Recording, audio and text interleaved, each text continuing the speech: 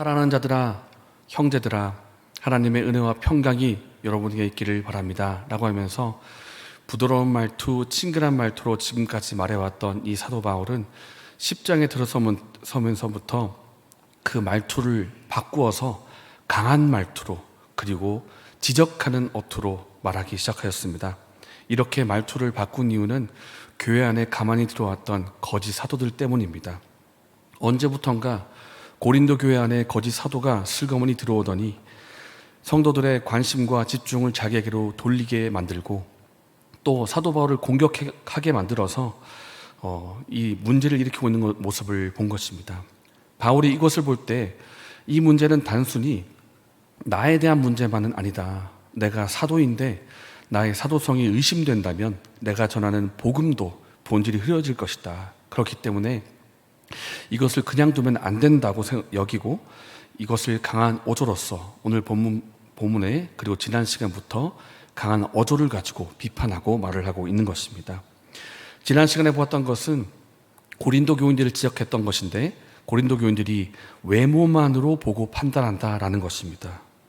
상대방을 바라볼 때 그 사람의 옷차림, 어떤 말솜씨, 외모, 그 사람 배경, 그 사람의 혈통, 이런 것만 바라보면서 평가를 하니까 외모를 많이 갖추었던 이 거짓 사도가 오히려 진짜 사도처럼 보이고, 허름해 보이고 추천서도 없는 사도 바울이 오히려 거짓 사도처럼 보이는 것입니다. 그러다 보니까 엉뚱한 사람을 지정해놓고 그 사람을 공격하는 엉뚱한 전투를 하고 있더라는 것입니다. 그렇기 때문에 사도 바울이 이 고린도 교인들을 향해서 말했던 것은 외모의 눈, 육의 눈만 보지 말고 영안의 눈을 떠서 진짜 상대와 싸우라는 것입니다. 진짜 상대는 나 바울이 아니라 여러분 속에 있는 견고한 진입니다.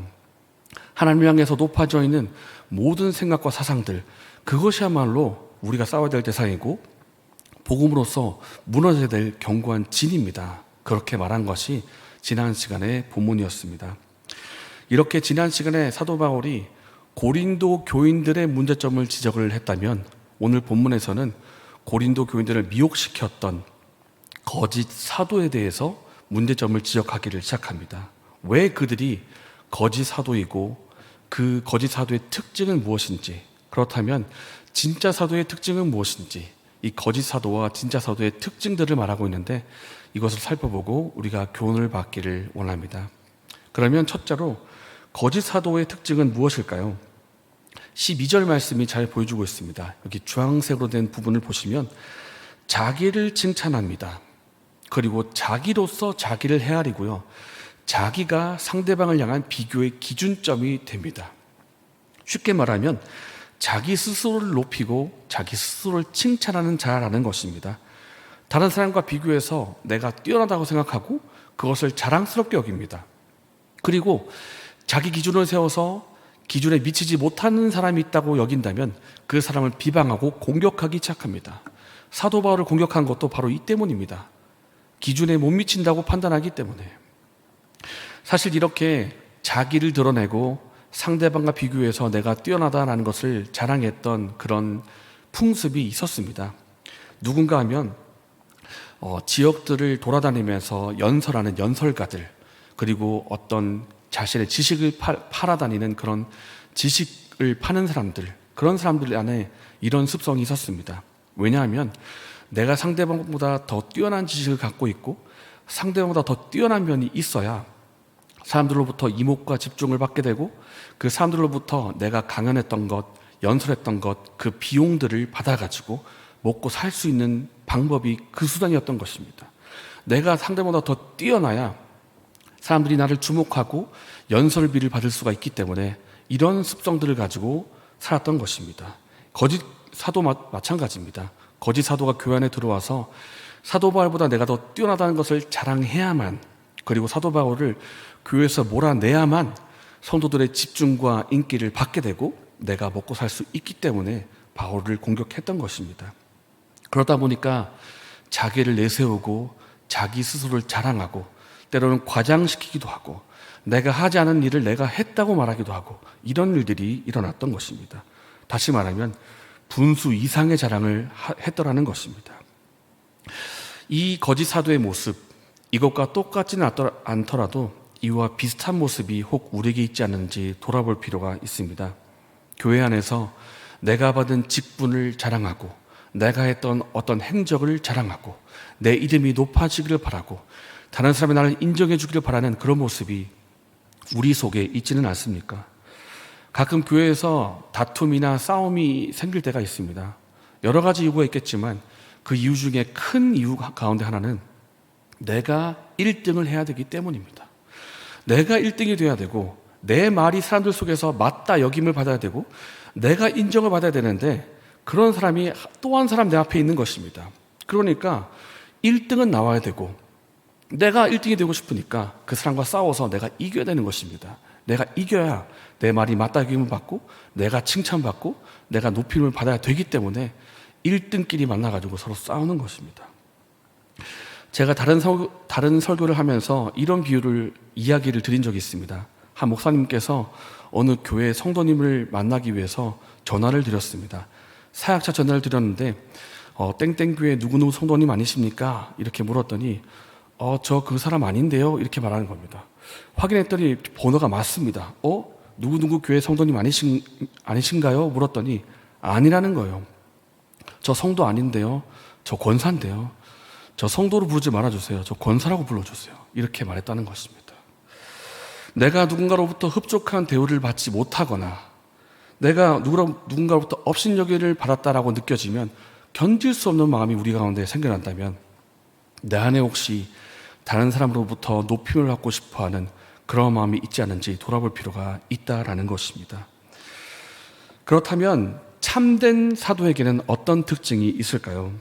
먼저 바울은 이 말을 시작을 하면서 나는 감히 그들과 비교해서 짝할 수가 없다라고 하면서 그들과 자신을 명확하게 구분합니다. 12절인데요. 우리는 자기를 칭찬하는 어떤 자와 더불어 감히 짝하며 비교할 수 없노라. 그러나 그들이 자기로서 자기를 헤아리고 자기로서 자기를 비교하니 지혜가 없도다. 이 말은 나는 그들과 감히 비교의 대상이 아니다. 내가 감히 어떻게 그들과 비교하냐 라고 하면서 바울 스스로 굉장히 낮추는 것처럼 보이지만 이 사실 비꼬는 말입니다. 왜냐하면 우리가 무언가를 비교할 때 비교 대상이 있지 않습니까? 이 비교 대상은 서로 비슷하거나 대등한 관계에 있어야 비교를 하는 것입니다. 그런데 이 거짓 사도의 자기를 자랑하는 이 사람들과 나는 감히 비교할 수 없다라고 말한 것은 나를 그들과 비교 선상에 놓지 말아달라는 것입니다. 나는 진짜 사도이기 때문에 그들과 비교받는 것조차 싫으니까 감히 짝하여 비교하지 말아주십시오. 이렇게 말하고 있다는 것입니다. 이렇게 구분을 하면서 그들과 나는 비교선상에 놓지 말아주십시오 라고 하면서 진짜 사도의 특징은 이것입니다 라고 하며 17절과 18절을 말하는데 함께 제가 17절 읽고 18절을 함께 읽겠습니다. 자랑하는 자는 주 안에서 자랑할지니라. 옳다 인정함을 받는 자는 자기를 칭찬하는 자가 아니요 오직 주께서 칭찬하시는 자니라. 아멘. 주 안에서 자랑하라 라는 27절의 말씀은 사실 예레미야에서 나온 인용구입니다. 예레미야 9장에 보면 23절과 24절에 이런 말씀인데 제가 한번 읽어드리겠습니다. 여호와께서 이와 같이 말씀하시되 지혜로운 자는 그의 지혜를 자랑하지 말라. 용사는 그 용맹을 자랑하지 말라. 부자는 그 부함을 자랑하지 말라. 자랑하는 자는 이것으로 자랑할지니 곧 명철하여 나를 아는 것과 나 여호와는 사랑과 정의와 공의를 땅에 행하는 자인 줄 깨닫는 것이라. 나는 이 일을 기뻐하노라. 여호와의 말씀이더라. 이 예레미야의 인용구를 우리가 한번 보면 결국 무슨 뜻이겠습니까? 자기 자랑하지 말라는 말입니다. 자랑하지 마세요. 굳이 자랑하고 싶다면 하나님을 자랑하세요. 내가 하나님을 알고 있는데 이 하나님은 공의로우신 분이시고 사랑과 공평을 행하시는 분이라는 것을 하나님을 자랑하시고 여러분이 가진 지식과 용맹함은 자랑하지 마세요라는 뜻입니다. 이 인용구를 인용한 17절 역시 마찬가지입니다. 주 안에서 자랑하라 라고 표현되어 있지만 실제로는 자랑하지 말라는 말입니다. 굳이 자랑하고 싶다면 하나님을 자랑하라 라는 뜻입니다. 나의 지식과 지혜가 아니라 하나님의 복음을 전하라는 뜻이고 나의 이름을 전하는 것이 아니라 예수 그리스도의 이름을 전하는 뜻이고 나의 영광을 고라는 말이 아니라 하나님의 영광을 구하는 삶을 사십시오라고 바울이 말을 하고 있다는 것입니다.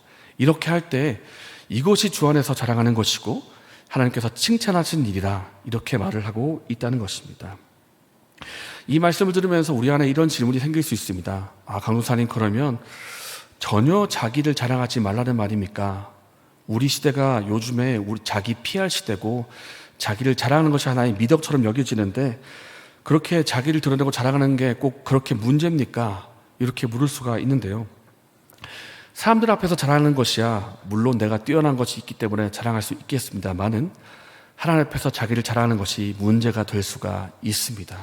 왜냐하면 내가 자랑하는 그 자랑 때문에 하나님의 영광을 가로채거나 하나님의 영광을 흐릴 수가 있기 때문입니다. 우리가 신앙을 갖고 있고 우리가 믿음 생활을 하고 있고 우리가 교회를 세워나가는 봉사의 일을 하고 있는 거 사실 알고 보면 전부 다 하나님의 은혜로부터 주어진 것입니다. 내가 어떻게 믿었습니까? 하나님 믿을 수 있도록 은혜를 주셨기에 믿은 것입니다. 내가 왜 봉사합니까? 하나님이 직분과 은사를 주셨기 때문에 봉사하는 것입니다. 하나님께서 은혜를 주셨기 때문에 내가 모든 것을 하고 있음에도 불구하고 이것을 내가 한 것입니다. 내 스스로 뛰어나서 한 것입니다. 이렇게 말했다가는 하나님께 돌려질 영광이 내가 가로챌 수가 있다라는 것입니다. 그렇기 때문에 하나님 앞에서 내가 자랑할 것은 아무것도 없습니다. 갈라디아서에서 사도 바울이 말합니다. 이제 내가 사람들에게 좋게 하랴 하나님께 좋게 하랴 사람들에게 기쁨을 구하랴 내가 지금까지 사람들의 기쁨을 구하였다면 그리스도의 종이 아니니라. 사람들의 인정과 사람들의 칭찬과 사람들의 칭송 이런 거 나한테 필요하지 않습니다. 이런 것들은 하나님 앞에서 지극히 작은 것일 뿐입니다. 나는 오직 하나님의 영광만 구합니다. 이런 마음이 사도 바울 마음속에 가득했다라는 것입니다. 여러분, 사도 바울이 사역을 하면서 사람들로부터 어떤 상을 받은 적이 있었을까요? 제가 한번 상 이름을 적어봤습니다. 가장 오랫동안 사역을 했다고 최장기 사역상, 가장 개척을 많이 했다고 최다 개척상, 가장 먼 곳까지 선교했다고 최원거리 선교상, 이런 상을 사도 바울이 받은 적 있었겠습니까? 없습니다. 사도 바울의 주변에 있었다고 하는 것은 사람들의 상이 아니라 칭찬이 아니라 핍박이고 고난이었습니다. 그래도 바울은 기뻐했습니다. 왜 나를 인정해 주지 않느냐? 내가 누군 줄 아느냐? 이렇게 말한 적이 사도 바울은 없습니다. 왜냐하면 바울의 마음의 중심에는 자기 자랑이나 자기 내세움이나 자기 영광을 구하려는 마음이 전혀 없기 때문이고 어떻게 하면 나를 통해서 복음이 증거가 되고 어떻게 하면 나를 통해서 하나님의 영광이 나타날 수가 있을까? 이것만 마음에 가득했기 때문입니다. 우리가 사람의 인정, 사람의 사랑, 어떤 칭찬, 그러니까 인정과 사랑과 칭찬과 관련해서 우리가 꼭 기억해야 할 한 가지가 있습니다. 그것은 무엇인가 하면 이미 우리는 예수 그리스도 안에서 하나님으로부터 칭찬과 사랑과 인정을 받고 있다는 사실입니다. 우리가 주님 안에서 이미 하나님으로부터 의롭다 인정을 받았습니다. 우리가 예수님 안에서 이미 하나님의 무한한 사랑을 받고 있습니다. 이 토대 위에 우리가 서 있기 때문에 이 그리스도 안에서 우리가 받고 있다는 인정과 사랑은 결코 무너지지 않는 것이기 때문에 이 토대에 우리가 서 있는 것이고 이 토대 위에서 우리가 주의 말씀에 순종하면 또 주님으로부터 칭찬과 상이 주어집니다. 그렇기 때문에 우리는 사람의 칭찬과 상에 목마를 이유가 없다는 것입니다. 하나님께서 이미 우리를 사랑하시고 이미 우리를 인정하시고 우리를 또한 칭찬하시는 분이시기 때문입니다. 그렇기 때문에 우리는 사람의 칭찬과 사람의 인정과 상을 구할 필요가 없고 목마를 필요도 없습니다. 오늘 본문에 나오는 이 거짓 사도에 대한 이 묵상을 제가 하면서 이런 생각이 들었습니다. 이 거짓 사도가 왜 이렇게 자기를 자랑을 할까? 왜 사도 바울을 깎아내리고 자기를 높이려고 할까?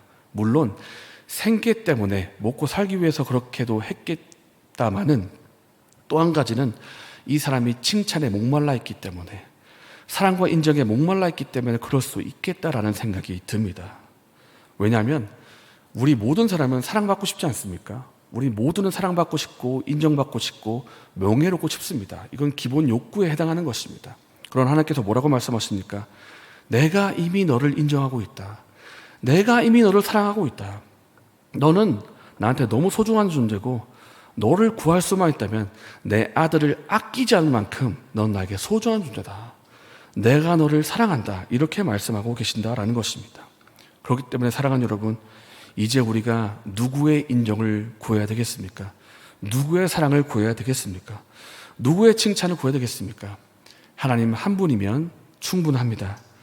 우리를 사랑하시는 주님 한 분만이면 충분합니다. 주님이 우리를 사랑하시고 인정하시고 칭찬하시기 때문입니다.